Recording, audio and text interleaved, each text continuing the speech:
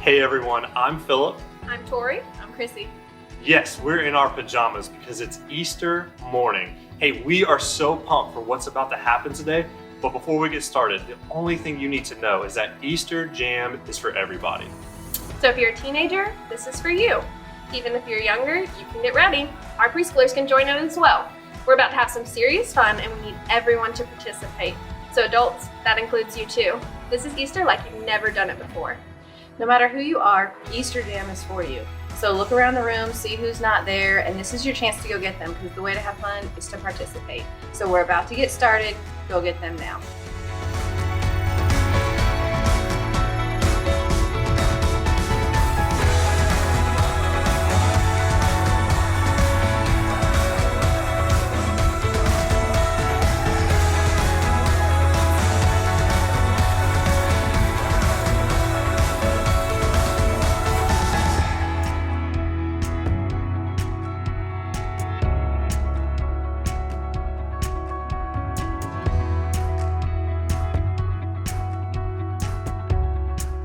Hey, we're back after a quick wardrobe change. Hear me out. There's only two kinds of people in this world. People who love these things and people like me who not so much. I just don't understand how you could eat something so cute but yet so gritty at the exact same time. No matter how you feel about Peeps, you're gonna love this game that we have for you guys. Your family is going to face off in the greatest Peep jousting competition of all time. I'm going to explain how it works, and then we'll let you get started. First, make sure everyone in your house has their own Peep. No worries if you don't have Peeps, marshmallows will work just as well. You can come up with cool names for your Peeps like Lord Sugarcoat, or Lady Sugar Fluff, or maybe even Miss Sugar Sprinkles. You get the idea. What you can do with your Peep also, take a Sharpie or a marker, decorate your Peep. Draw some really cool mustaches, some really cool, awesome battle armor. Decorate your Peep, go all out. This is going to be so much fun as you get started in this game. Let your creative juices flow. Next, you'll need to prepare your Peeps for battle. Stick a toothpick in each Peep to prepare them for the battle. Think of the toothpick as a joust, a lightsaber, or a sword. Just depends on how serious your family is about the competition. Make sure the toothpick is facing forward towards the other Peep. Pick 2 or 3 Peeps at a time to face off. Place the contestants on a microwavable plate. No social distancing necessary. You want the Peeps to be as close together and facing one another. Finally, time for the big event. Gather around and put the plate in the microwave, setting the timer to 45 seconds. You won't let it run that long. In fact, don't let it run that long. Press the start button and watch from a safe distance as your Peeps do battle. See who wins, but also make sure you take a picture so that no one gets confused on the true winner. So, how did it go? We want some pictures. Make sure you put them on our social media pages at Jefferson and Westside, and then our Instagram page, JSM Youth. This was way more fun than we thought. Check out our results. Don't forget, make sure you send in pictures. We want to see how it turned out for you.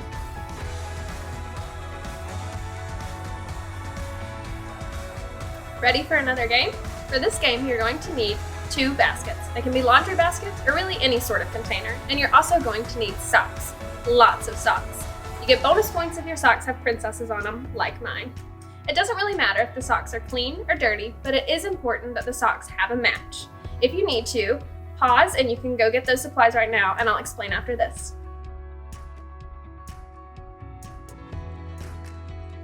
Got your baskets and socks? Great. Now it's time to get started. Choose 2 people to play. You're going to take all of your socks and place them on one side of the room. You're going to take your 2 baskets and place them on the other side of the room. When I say go, the timer will start. You're going to reach in, find one sock, and then look for its match. Once you find its match, roll them together into a ball or an Easter egg, and you're going to toss it like this across the room and into the Easter basket. The person with the most eggs or socks in their basket at the end of the timer wins. Now, you can pause the video and get everybody and everything situated. I'll wait right here. My name's Evan. I'm Chrissy's husband. I also edit video for a living. And because they're really bad at it, they didn't film the ready, set, go. So here it is. Ready, set, go.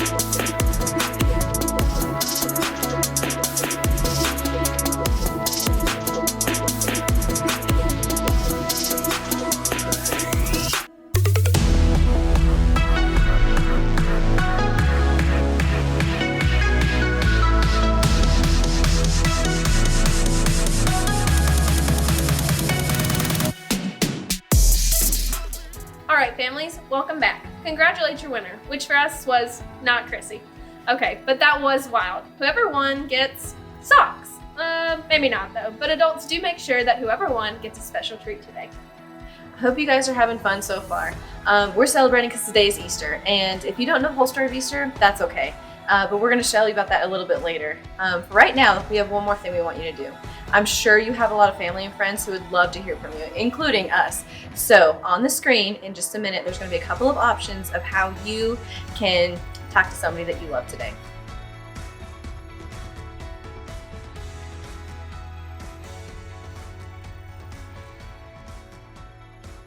All right, so I just got a bunch of texts from my staff. Thanks, guys. Happy Easter to you all as well. So even though we're celebrating Easter a little bit differently this year, it's still a very happy, special day. We're celebrating because of what happened at Easter, and it's a very simple story. Something so simple that it can be told with laundry. So watch this video about the story of Easter. In the beginning, God created everything. He formed people in His very own image. But then, we turned away from God. Sin entered the world, like a dark stain. Still, God loved us so deeply that He made a plan to rescue us. At just the right moment, God sent His very own Son, Jesus, to live among us. Jesus healed hearts, and minds, and bodies. Thousands gathered to hear Him teach. Instead of giving lots of new rules, Jesus turned things upside down by making it simple. Love God, love others. After 3 years of traveling and teaching, Jesus and His disciples entered Jerusalem to celebrate the Passover feast. Huge crowds gathered to welcome Him. But while the crowds cheered for Jesus, the religious leaders made plans to arrest Him. He was turning their world upside down, and they wanted Him gone. As Jesus celebrated the Passover meal with His friends, He told them that He would be leaving, but would return. His friends didn't understand. That night, one of Jesus' followers, Judas, led soldiers to arrest Him. The religious leaders gave Jesus a fake trial and then sent Him to Pilate, the Roman governor, who could have Him killed. Pilate found Jesus had broken no law and tried to release Him. But a mob called for Jesus to be killed. Pilate gave in and handed Jesus over to the Roman soldiers.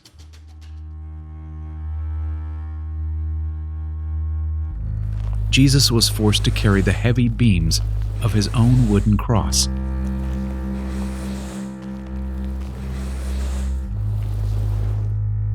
On a hill called Golgotha, the soldiers nailed Jesus' hands and feet to the rough wood.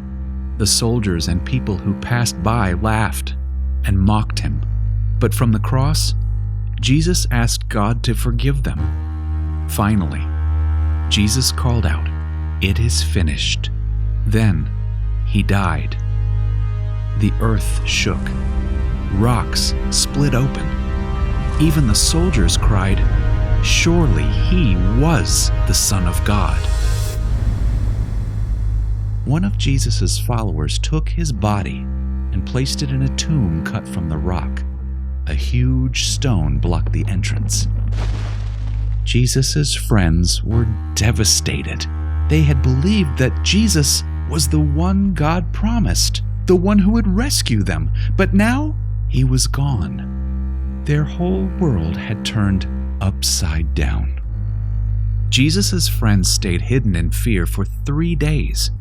But early Sunday morning, Mary Magdalene, a close friend of Jesus, hurried to the tomb. She planned to anoint Jesus' body with special spices. As Mary neared the tomb, she saw the stone had been rolled away. The tomb was empty.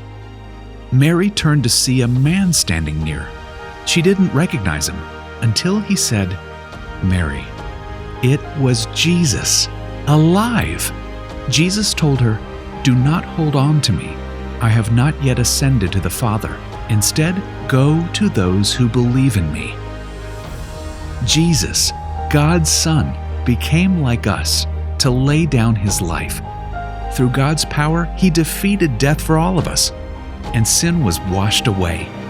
One day, he's promised to return, so we can live with him forever.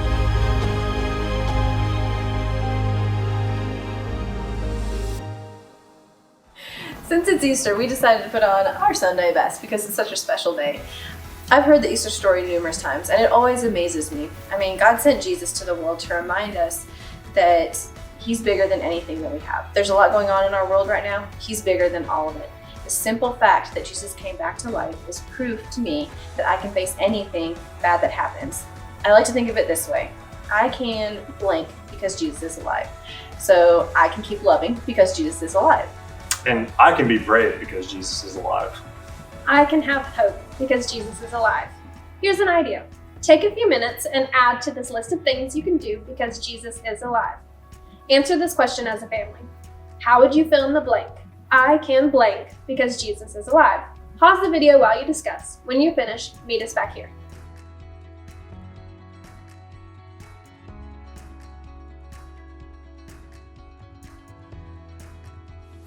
Awesome.